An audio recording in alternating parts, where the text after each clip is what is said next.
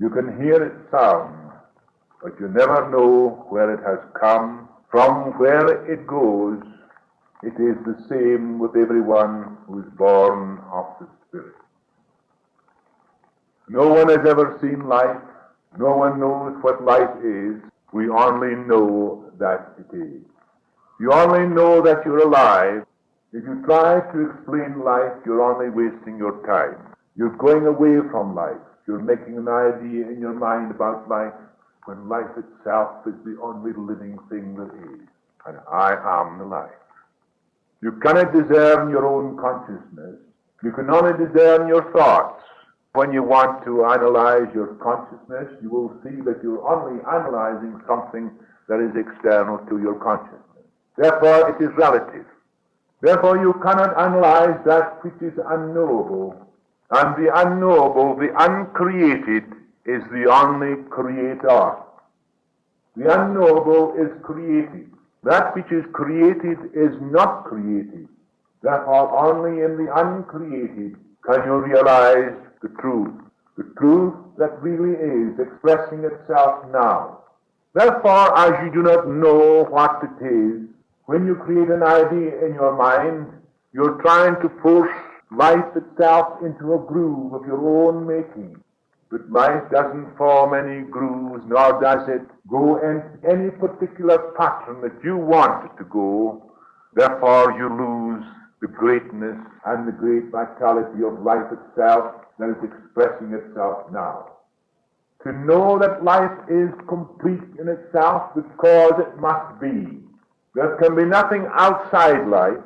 Everything must be within life, and life must be within everything, because life is God and God is life. Because God is infinite in nature, and to be infinite there can be nothing outside him, and he must be everywhere, otherwise there will be somewhere where he is not. Therefore he could not be infinite in nature.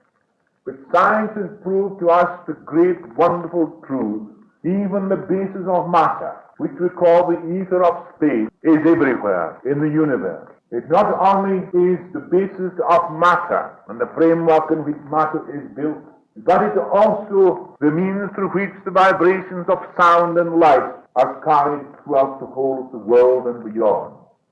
The light of the stars, even the influence of the stars that are millions of miles away from us, it's the ether that carries these vibrations of light when we see a little star in the sky, a little light in the sky.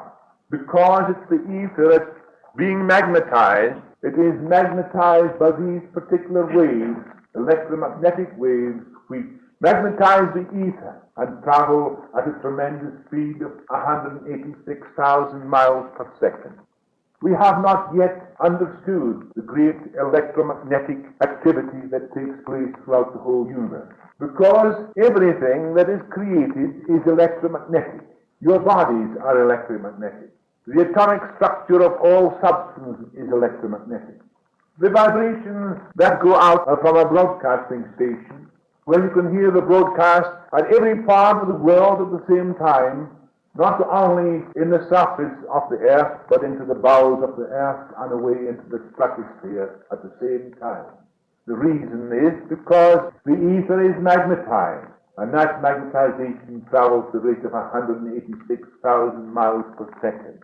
Because ether interpenetrates all substances, it then penetrates down into the bowels of the earth, right away through into the stratosphere, right away to the planets, right as far as the eye can see. Here then is the basis of all substance which we know as our bodies and matter, and carrying vibrations of light and sound. Not only does that happen through light and sound, but carries vibrations of your own thoughts. The vibrations of your own thoughts are carried through the ether waves, and ether interpenetrating right through the core of the atoms of your body transforms them. That is why fear, anxiety, and all these things cause havoc throughout the whole of your organism. But while the discerning of what you've made up in your mind and how you're reacting to conditions, what you are doing, and as you see what you are doing, these things pass away and dissolve into nothingness, and that which is perfect in itself, that created the ether of space, so out of which it creates all forms. But within the individual is that unknown, uncreated, which is creative in itself. And that is the secret of the Christ power in man. There is only one Christ power, no matter what name you like to give it, no matter what particular religion the person belongs to. There is only the one power, the one life, and that life in man is the life of God, individualized in man, not separated and distinct from God, but individualized in man is the Christ of God that is born in every babe that comes into the world. That is the Word that was in the beginning. That was the Word that was with God, and that very Word was God, and that Word became flesh. When we understand then that this Word is immortal and remains immortal, while the body is a temporary housing, that unknowable, behind all creation, remains forever eternal, the consciousness of the Christ in man. That is then the experience of the individual who can discern his own thoughts and feelings, and who does not create in his own mind some idea or image or follow a particular belief made up for someone else, but discerns for himself what is hindering the expression of this mighty power, this unknowable, perfect thing. And that because it is, that it has not to be, because it is. You do not create it, you do not become it, it is now. And when you cease trying to become and realize your own being now, discerning that which is hindering the expression of that, which in itself is now eternal and ever present, then I say, be ye perfect as your Father in heaven is perfect, becomes a reality to you. Now, during the holidays, I took a look at some books on truth. I wanted to see what the writers had to say. Every one of them tried to explain the truth, and each had a different idea. It is very amusing when you read those books, everybody trying to tell what the truth is according to their experiences. And they prove God because of their own demonstrations. It's so foolish and so stupid that when you really know the truth, you almost feel like putting the book down. But nevertheless, it is good to see what these people have to say. One said that his purpose was to reach God, as God is something away outside himself. All the time he was really going away from God into a mass of ideas which he formulated in his own mind. So in the end, he tried to explain what God was from his own experiences through his own demonstrations. That he proved God because of his demonstration. A demonstration is only the desire of an individual expressing his own thought, and is not proving God in one thing whatsoever. In fact, desire takes you away from the living expression of God. Because God doesn't require any desire. He is complete in himself. And with you, one with the Father, you are complete also. What is mine is thine. What is thine is mine. The Master, in his few words, he shows the totality of the Spirit of God in himself was not only resident in himself, but in every soul. After all, most of us are seeking a way of life, a way of conduct. So we either look to others, to the past, or we try to find a mode of behavior through our own experiences. But are not our experiences conditioned by the past? Therefore our pattern is conditioned by the past? The past is in the mind. The past is an experience of the mind. But reality is not the past. Reality is not an experience. Reality is the living thing that you see now before you. You do not see the real life, but you see the expression of life. And when Jesus said, when you have seen me, you have seen the Father, he gave the truth. So we see the past is a memory. And if the ever-present is conditioned by the past, how can your mind be able to express that which in itself is complete? You identify yourself with your memories. You identify yourself with the past. You identify yourself with your experiences. You identify yourself with your hopes, your desires. You identify yourself because you condemn this, you condemn that. You can identify yourself with your fear on all that. But don't you see that these things are made up in your mind, and reality has got nothing at all to do with them in any way whatsoever? Reality is a living expression of life, of the eternal, now. And if you cleanse your minds completely and see what the past, the future is in your mind, is not a reality, is not the ever-living present. The ever-living present is always present. The past is a memory, the future is a hope. You build these things in your mind. But reality in itself is ever-present, freedom. And only in freedom from the mind, from the past, from your images, from your ideas, from your experiences, can this, which is eternal and ever-present, be experienced in yourself. One time in the silence, you'll probably experience that tremendous, wonderful realization of this that is eternal.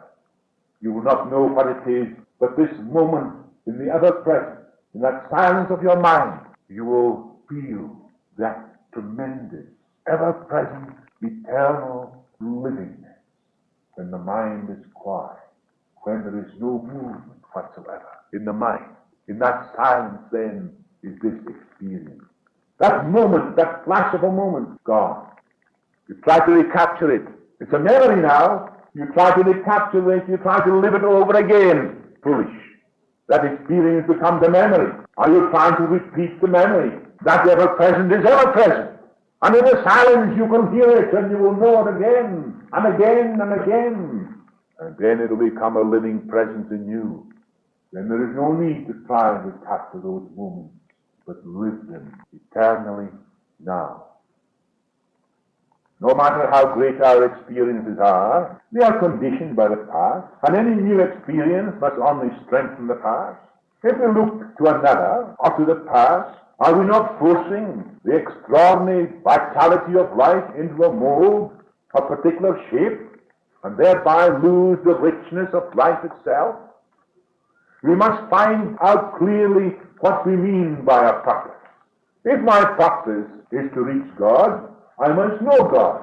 I must have the measure and depth of God. But this is impossible. If my mind is caught up in my experiences of the past, of what I have heard from others, can I find reality by this means? Can I know what reality is when all I have is an idea, a belief, an experience, a memory, which I call reality? Is your memory a reality? Is your experience a reality? Experience is something of the past. To continually experience reality, you must lose the past, and the experience of the past must dissolve into the past and be forgotten, while that which is ever present will always be expressing itself. That is the eternal Christ in you. If I could only hand it to you in a plate, but that is impossible because you have to find it out yourself.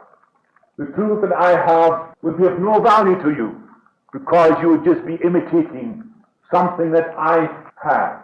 Therefore you are trying to experience something that I have. But that is not the way. You have to experience this yourself. And therefore you have to discern what is false. And you will discern these things that are false. And once you discern that which is false, the false will fall away. Your beliefs are built upon some idea of another individual. Is your belief reality? If I could cleanse your minds, clear your minds of everything, so it would be clear. Jesus said these words so wonderful and so true. Unless ye accept the kingdom of God as a little child, you shall not enter therein. A little child has no beliefs, he has no ideas. These experiences in the past and the future are not in his mind. Therefore, as Jesus was given to you the great truth, the example of a little child that was free from these things. And unless you accept the kingdom of God as a little child, you shall not enter therein, because your mind will be preventing you from doing so. Look at the world today. Is the world seeking the truth? Of course it's not. They're only seeking their ways out of their difficulties that they created themselves. And the more confusion you have, the more leaders you have. When you are not confused, you don't need a leader. It is when you are confused that you want a leader to put you right. But your leaders are very often more confused than yourselves. So, as Jesus said, the blind lead the blind and they all fall into the ditch. If reality is unknown, how can the mind that is caught up find reality? If my mind is clouded and burdened with the known, it can only measure according to its own conditioning, its own limitation, and therefore can never know the unknown. What I know is limited. Therefore, if I try what I know to express that which is unknown, I can never do so, because I'll be expressing that which is unknown according to my own limitation.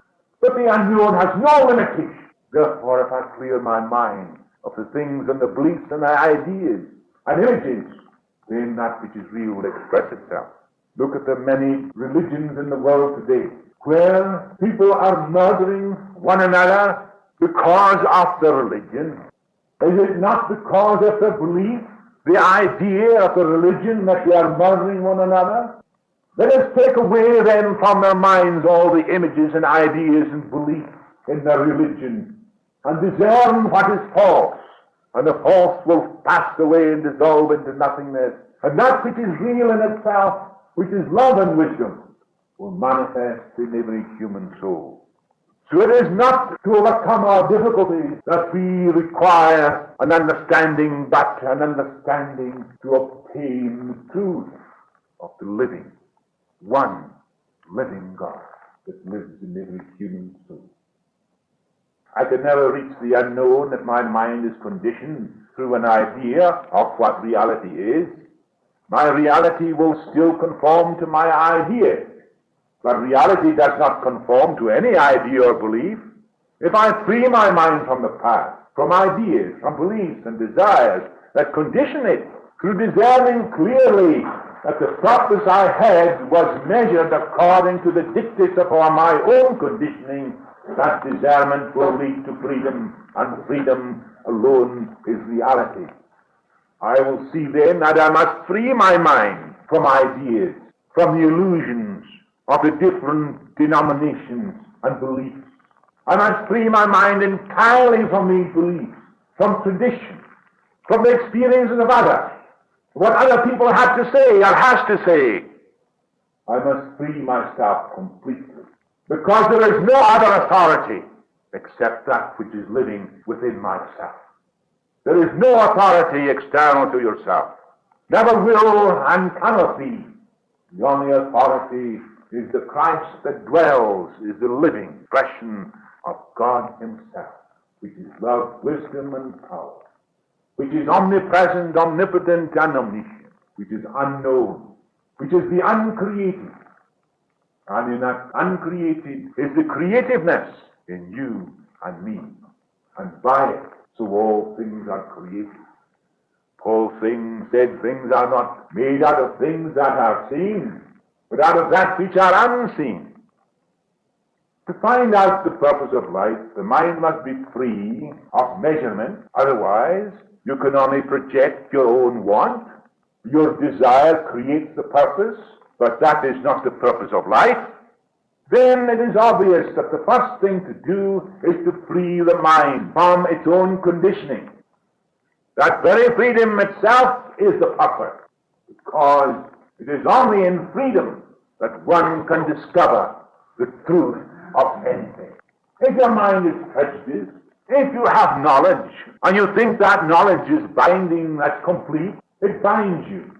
Therefore, you are prejudiced against anything else that comes into your mind.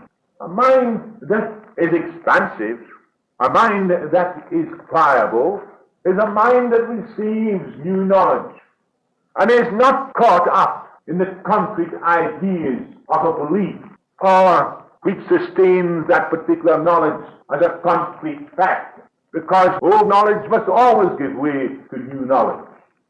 People said, they laughed at us when somebody said that we would be flying great ships in the air. They laughed at the man who said that he was going to float an iron ship on the water. They went down to see this iron ship fall into the bottom of the sea. But when the ship sailed on the water, they were amazed. So it is, everything that is new that has come into the world today has been decried first. It is impossible. It cannot be. But surely, to goodness, we have had enough lessons already to know that there is hardly anything that is impossible. We are finding out more and more about the structure of matter. We are finding all about the atom. We are finding how its combination can be divided and disintegrated, that the energy within it can be expressed or changed into something else, and in the doing so create havoc and destruction, or it can also do the very opposite. We have not yet touched the fringe of what electricity can do. We've not even touched the fringe of what light can do. We have not even entered into the small particle of knowledge of what the electromagnetic power in the universe can do. If we had the law in our own hands and how to use it, we could fly to Venus in 2 or 3 hours. In the moon, we could deliver ourselves there in half an hour. We could travel through the space if we would use this electromagnetic power, because we could travel even more than 186,000 miles per second. We could travel at millions of miles per second. So the first requisite is freedom, and not seeking a purpose of life. So if you're free, life's own purpose will express itself. But freedom only comes when we can discern what we have made up in our minds, our ideas, our beliefs, our experiences, our memories of the past, our antagonisms, our hates, our jealousies, our greed, our craving, and all the complications we create through our reaction to people and things.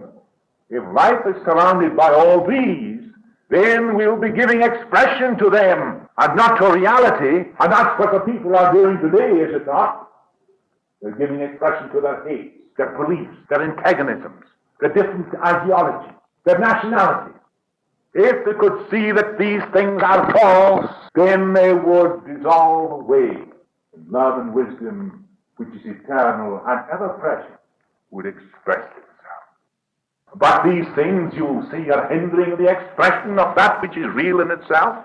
How simple is the truth, how difficult it is for the individual whose mind is conditioned to give expression to it. But when we have discerned that which is preventing the expression of reality, we will free ourselves. Then life's creativeness, its own self-expression, love and wisdom will be our experience. Therefore, it is of no value to inquire into the purpose of life if we are not capable of understanding ourselves. Only in my relationship with others will I understand my relationship to others, to ideas, to things. How could I go further if I do not understand this? And with my relationship with others, my association with others, I will begin to understand myself. I will see how I think. What are my emotions, my reactions to people and things? Then I will begin to discern what I am doing. I will see the falseness of these things. I will see the hates, the antagonisms, the jealousies, the envies. I will see all these things. I will know them to be false, created in my own mind. Out of what? My craving for something. Craving for something goes away from reality. Craving means a lack, that you things that you haven't got. But in reality, reality is everything. Jesus took a fish out of the sea and took the money out of its mouth. He fed the multitude out of a few loaves and fishes. He walked upon the water. He healed as easy as he breathed.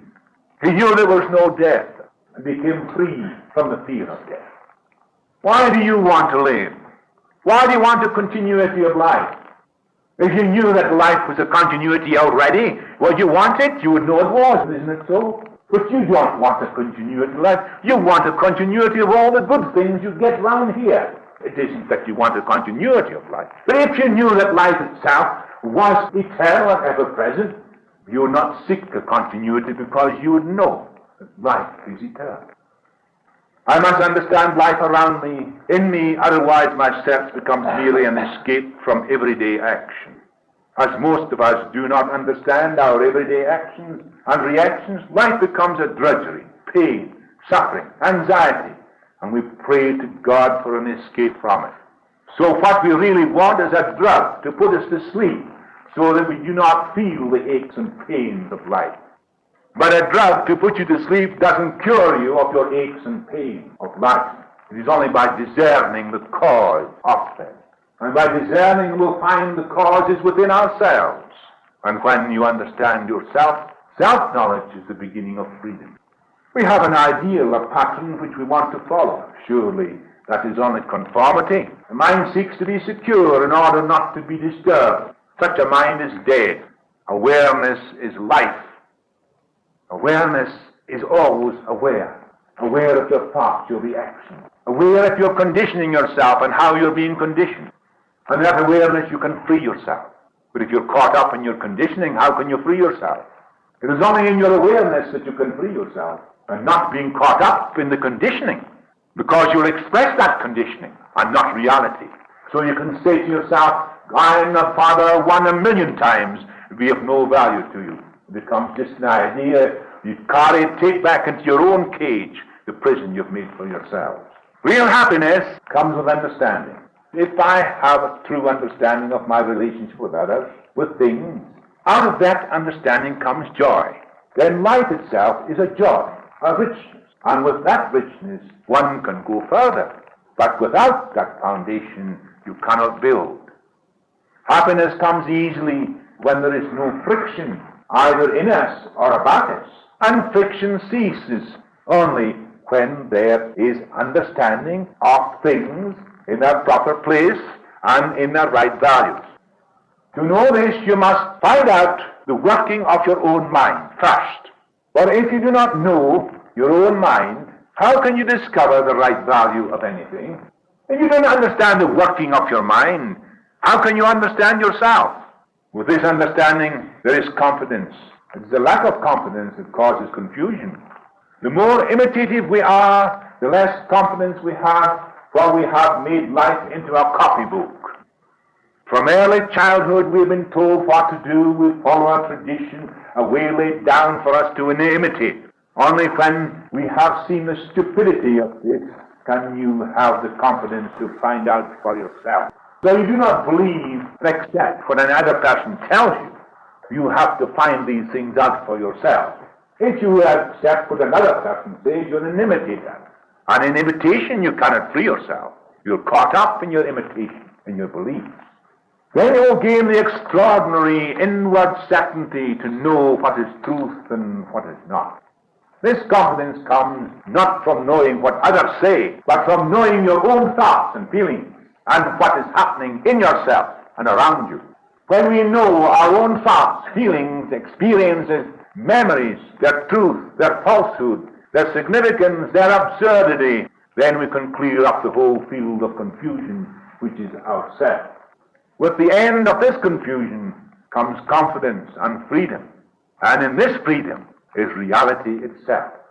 It is no longer an idea or the formulation of the mind, but truth itself freed from all illusion. God is. Doesn't have to be. If I create an idea of him in my mind, what have I got of him but an idea?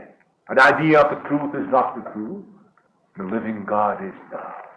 In that moment of silence, when the mind has dissolved everything away, when thinking ceases, when the mind has ceased to be disturbed, when thinking ceases, then in that silence is the life intelligence itself, the creativeness behind all creation.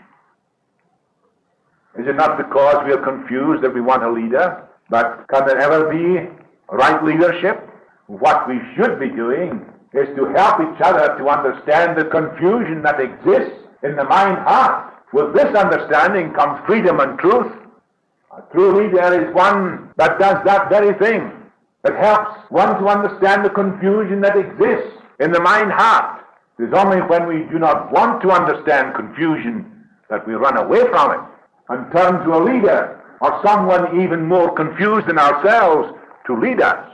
If we are trying to find an answer, then we'll be caught up in the confusion. Only when we can look at that confusion without trying to find a way out of it, can we understand how to clear it up.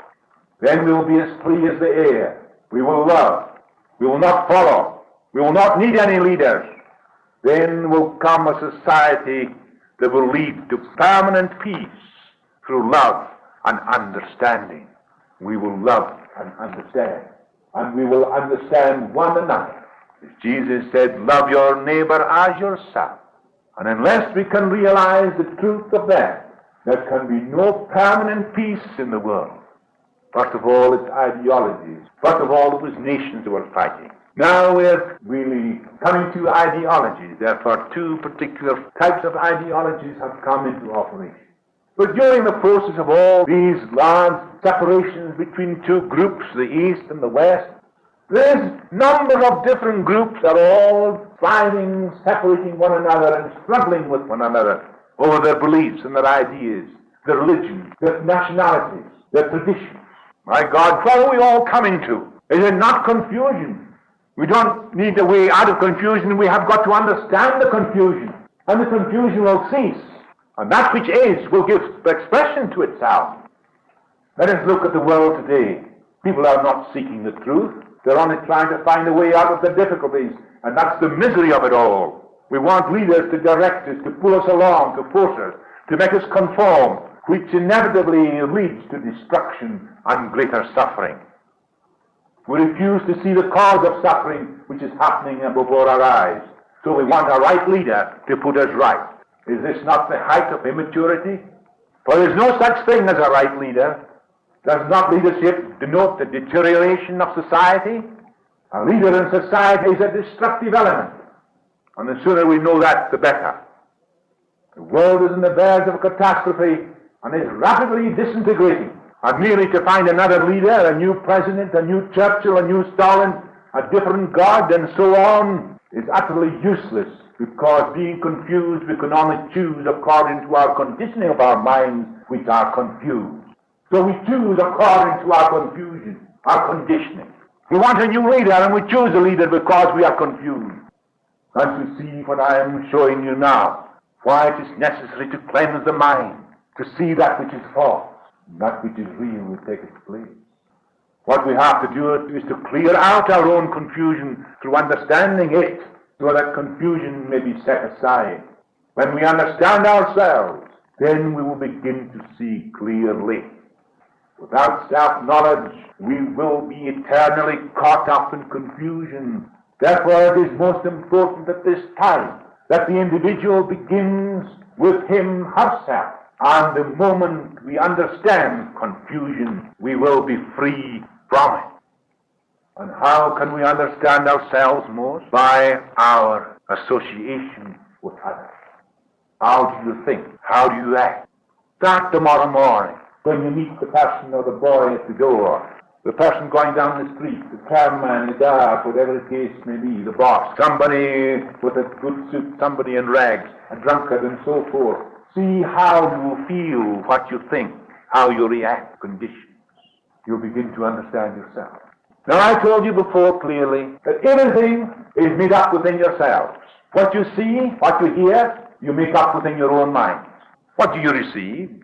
You only receive the vibrations of light, vibrations of sound. Those light vibrations passes into the eye, through the optic nerves, through the optic thalamus into the optic center, back into the various other compartments of the brain, and with the memory cells and the means of association, you build a picture in your own mind. Therefore, what you see in your neighbor, you have it yourself. You build it up in yourself. You can't build it up outside yourself. So what you see in your neighbor is deeply rooted in yourself. Then the great truth is to see the falseness of all these things that are not real, to see the reality in itself that is life, that is love, that is wisdom. Therefore, there is the expression of this life that is eternal. All power. You can change the water into wine with the power of the transportation of your own thought, by the transforming of the very atoms that in one particular thing into another. Man has not yet grasped 1,000 millionth part of the power that is inherent within him. And he never will do when he is in confusion. Jesus said, "These things I do, even greater things shall you do, if you will but understand." Therefore, it is not an escape from confusion we need, but the understanding of the cause of confusion, which is ourselves. John 15:5 and 10. I am the vine, you are the branches. He who remains in me, as I in him, bears rich fruit, because apart from me you can do nothing. If you keep my commands, you remain within my love, just as I have kept my Father's commands and remain within his love. Benediction. O Eternal One, thou alone art life, ever present everywhere, ever expressing thyself in all thy creation. O Mighty One, I searched in vain in the highways and the byways, and could not find thee until I dissolved my own creation. Thou, O benign One, I felt thy presence, and knew thy love and wisdom was also mine. Now I know the meaning of the words, a branch cannot bear fruit unless it abides on the vine, O divine One.